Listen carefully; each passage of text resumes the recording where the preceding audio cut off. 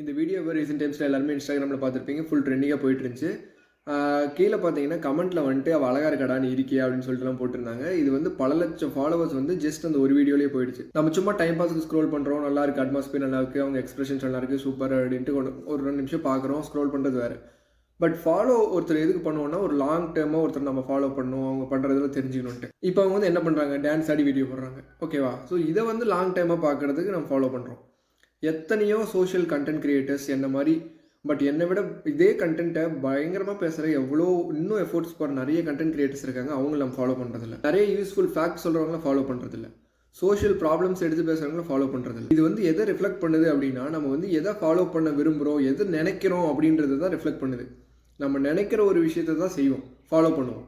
இப்போ நம்மளோட ஒரு பெரிய ட்ரீம் வந்து நினச்சிக்கிட்டு இருக்கோம், அதை பற்றின வேலை செய்யணும், ஒரு ஸ்டார்ட் அப் நான் ரெடி பண்ணணும், அதுக்கு பயங்கர ஒர்க் இருக்குது, இல்லை நான் பெரிய கம்பெனியில் ப்ளேஸ் ஆகணும், அதுக்கு படிக்கணும், அதை ஃபுல்லாக அந்த மாதிரி தாட்ஸை உள்ளே எடுத்திருந்தா இப்படி ஃபாலோ பண்ணுற அளவுக்கு அது போயிருக்குமான்ற அந்த தாட் வந்திருக்குமா அப்படின்ற ஒரு லாங் டைமுக்கு இவங்களை ஃபாலோ பண்ணலாம் அப்படின்னு. இன்ஸ்டெட் ஆஃப் தேட் ஒரு பெரிய ஸ்காலர்ஸை ஃபாலோ பண்ணலாம். இப்படி தான் மைண்ட் தோணும், யாரையான்னு தேடி தேடி ஃபாலோ பண்ண தோணும். பட் சும்மா ரீல்ஸில் வரவங்களாம் பார்த்துட்டு ஆன்னு உட்காந்து அதை போய் ஃபாலோ பண்ணுறோன்னா அப்போ நம்மளோட தாட் ப்ராசஸுமே அந்த மாதிரி தான் இருக்குது.